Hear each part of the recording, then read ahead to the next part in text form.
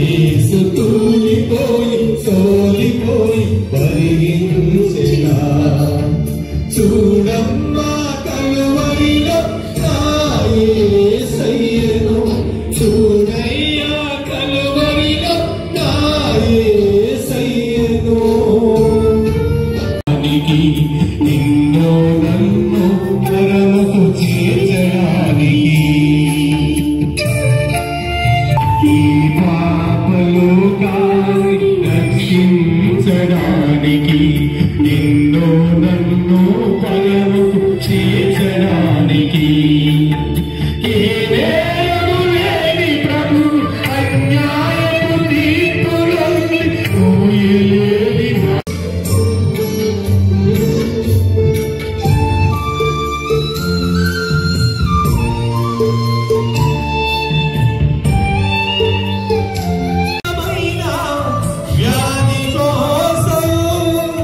నిలువెల్ల గాయాలు పొందెను ప్రభువు నీ ఘోరమైన వ్యాధి కోసం నిలువెల్ల గాయాలు పొందెను ప్రభువు ఆ కలువరి ప్రేమ వర్ణించలేనటువంటి ప్రేమ కలువరి ప్రేమ ఆ కలువరి శిలువలో నీకు నాకు విడుదల ఈరోజు తిరుమలపాలెం మండలంలోని ఏలువారిగూడెం బేతోలు ప్రార్థనా మందిరంలో ప్రత్యేక ప్రార్థనలు ఏర్పాటు చేశారు. దీంతో అసలు గుడ్ ఫ్రైడే ఏంటి తెలుసుకోవడానికి మనతో పాస్టర్ అమృతారెడ్డి గారు ఉన్నారు. ఆయనతో ఒకసారి మాట్లాడి అసలు గుడ్ ఫ్రైడే అంటే ఏంటో తెలుసుకుందాం. సార్ నమస్తే. సార్ అసలు గుడ్ ఫ్రైడే అంటే ఏంటి? చాలామందికి సందేహం, అంటే ప్రత్యేకంగా సెలవు ఇదంతా తెలుసు, కానీ అసలు గుడ్ ఫ్రైడే అంటే దీని ప్రత్యేకత ఏంటి? గుడ్ ఫ్రైడే అనేది యేసుక్రీస్తు ప్రభువారు ప్రతి ఒక్కరి కోసం, ఈ భూమి మీద ఉన్నటువంటి ప్రతి ఒక్కరి కోసం ఆయన ఆ కలవరి శిలువలో ప్రాణం పెట్టారు. ఆ ప్రాణం పెట్టి ఆ విజయాన్ని మనకు అందించారు కనుక అది గుడ్ ఫ్రైడే. ఆ విజయం లేకపోతే దేని గురించి మనం మంచి చేసుకుంటాం? ఇప్పుడు ఈరోజు యేసుక్రీస్తు ప్రభువారు గుడ్ ఫ్రైడే అనేది ఎందుకంటే ప్రతి మానవాళి కొరకు ఆయన పాప క్షమాపణ నిమిత్తం ఆ కలవరి శిలువలో ఆయన మరణించారు. ఆయన మరణము ద్వారా మనకు జీవం. ఇది చాలా మందికి అర్థం కాంటే మరణం ద్వారా జీవం ఏంటి అని అనుకుంటారు. కానీ ఆయన మన పాపముల కొరకు మరణించారు. దేని కొరకు మరణించారంటే పాపముల కొరకు మరణించారు. మళ్ళీ ఆయన జీవము కొరకు తిరిగి లేస్తున్నారు.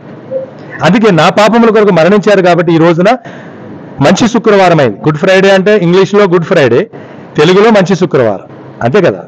అందుకే ఆయన మంచి చేశారు ఈ రోజున, కనుక ఈ రోజున మనకు మంచి శుక్రవారం అయింది.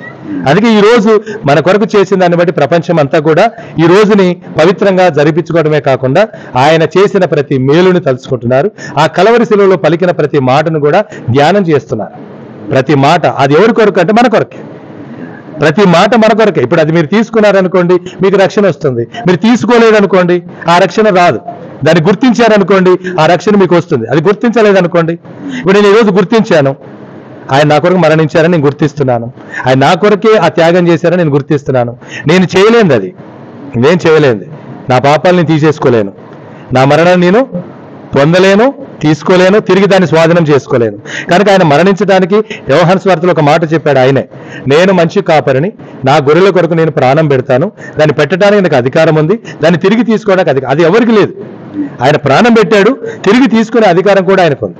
అందుకే ప్రియులారా ఈ రోజు ఆయనకు ఏ అధికారం అయితే ఉందో ఆ అధికారం ద్వారా మరణంలో నుంచి జీవంలోనికి మనని దాటించడానికి ఆ కలవరి శిలువలో ఆయన మరణించారు. మామూలుగా శిలువ అంటే శిలువ మార్గం ప్రార్థనలు అసలు ఏం చెప్తుంది? శిలువ అనేది శ్రమ అండి. శిలువ అంటే పూజించేది కాదు. ఇప్పుడు ఆయన శిలువ మీద మరణించారు. శిలువ మీద ఎందుకు మరణించారంటే శిలువ అనేది ఆయన అక్కడిని పరలోకాన్ని తీసుకొచ్చుకోలేదు.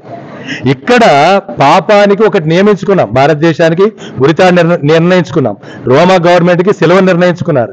ఒక్కొక్కరు ఒక్కొక్క దేశానికి ఒక్కొక్క రకంగా తప్పు చేసిన వాళ్ళు, పాపం చేసిన వాళ్ళు మరణశిక్ష దాని మీద విధించాలని ఏర్పాటు చేసుకున్నారు. అయితే యేసుక్రీస్తు ప్రభువారు దేవుడి కుమారుడు అన్నందుకే ఆ శిలువ మీద ఆయన మరణశిక్ష వేశారు. ఎందుకు? ప్రజలు వేశారు. అయితే అసలు దేవుని ఉద్దేశం ఏంటంటే ప్రజల కొరకు మరణించడానికి వచ్చాడు కనుక, అందుకే మొదటి మాట ఏం చెప్పాడు, వీరేం చేస్తున్నారో వీరు తెలియదు కనుక వీరు క్షమించమన్నాడు. ఆయనకి తెలిసి చేస్తున్నాడు, దేవునికి తెలిసి చేస్తున్నాడు, మనకు తెలియదు, మనకు తెలియదు. ఇప్పుడు ప్రపంచంలో దగ్గర 400 కోట్ల మంది గ్రహిస్తున్నారు. ఏం చేశాడు ఆయన? ఓహో, ఇది ఎందుకు చేయాల్సి వచ్చింది, ఈ శిలువ మరణం ఏంటి, అసలు ఆ శిలువ ఏంటి, ఆ శిలువను పూజించవచ్చా పూజించకూడదా అంటే శిలువను పూజించకూడదు. ఆ శిలువ మీద మన కొరకు విడుదల జరిగింది. ఆ శిలువ మీద ప్రతి మానవుడికి, ఇప్పుడు ఆయన ప్రతి ఒక్క నీకు నాకు అందరికండి, ప్రపంచంలో అందరికీ కూడా ఆ శిలువ మీద విడుదల వచ్చింది. ఎవరైతే యేసుక్రీస్తు ప్రభువారు నా కోసం వచ్చాడు, యేసుక్రీస్తు ప్రభువారు నా పాపాలు భరించాడు, యేసుక్రీస్తు ప్రభువారు ఆ శిలువ నా కొరకే, నా శ్రమ అంటే ఆయన ఈ పాపం చేయలేదు. మనం చూసాం కదా, మేము చూసినంత వరకు కానీ ఎక్కడ కూడా ఆయనకు కుటుంబం లేదు, దేని కొరకు పాపం చేయాల్సిన అవసరం కూడా ఆయనకు లేదు. దేని కొరకు పాపం చేయాల్సిన అవసరం కూడా ఆయనకు లేదు. ఇప్పుడు మనం చేస్తున్నాం, మనం సంపాదించుకుని నిలబడడానికి ఒక పాపం, కుటుంబాన్ని చేసుకోవడానికి ఒక పాపం, తర్వాత భూమి మీద బతకడానికి ఇంకొక పాపం, ఇట్లా మనం చేస్తున్నాం, ఆయనకు అవసరం లేదు. కనుక శాపములో పడిన మనని విమోచించడం కొరకు ఆయన ఆ శిలువ మీద, అంటే ప్రజల పాపాలను కడిగేందుకే సిలువ ఎక్కారు. అంటే ప్రజల పాపాలన్నీ కూడా ఆయన మోయడానికి. ఇప్పుడు మన శాపములో పడిన మనని విమోచించడం కొరకు ఆయన ఆ శిలువ మీద, అంటే ప్రజల పాపాలను కడిగేందుకే సిలువ ఎక్కారు. అంటే ప్రజల పాపాలన్నీ కూడా ఆయన మోయడానికి. ఇప్పుడు మన దాస్యంలో ఉన్న మనం, దాస్యంలో ఎవరున్నారు? ఇప్పుడు నువ్వు ఉన్నావని తెలిస్తే నువ్వు వెళ్తావు అక్కడికి. నాకేముందిలే, నేను అన్ని బాగానే ఉన్నాను, నా కొరకు ఒకరు భరించాల్సిన అవసరం నాకు లేదనుకున్నారు అనుకోండి, మీరు పక్కకి వెళ్ళిపోతారు. నాకు అవసరం ఉంది, నా కొరకు ఒకరు కావాలి, నా విమోచనకి ఒకరు కావాలి. ఇప్పుడు లోకంలో మీరు చూడండి, అనేక మంది విమోచించబడ్డానికే కదా ప్రయత్నం చేసే. దేని కొరకు? మనము విమోచించబడ్డానికి. విమోచన ఎక్కడుంది? నేను క్రీస్తులో వెతుక్కున్నాను. క్రీస్తులో వెతికిన వారికి విమోచన దొరుకుతుంది, క్రీస్తులో వెతకని వారికి విమోచన దొరకదు. వారు ఎక్కడైతే వెతుకున్నారో అక్కడ ఉందని నమ్ముతున్నారో, అది ఉందో లేదో వారికి తెలియాలి. ఇప్పుడు నేను క్రీస్తులో వెతుకుతున్నాను కాబట్టి నాకు క్రీస్తులో ఉంది, అందుకు నేను అక్కడ వెతుకుతున్నాను, అక్కడ నాకు దొరికింది, దాన్ని నేను ప్రకటిస్తున్నాను, దాన్ని నేను ఆచరిస్తున్నాను, అంతే.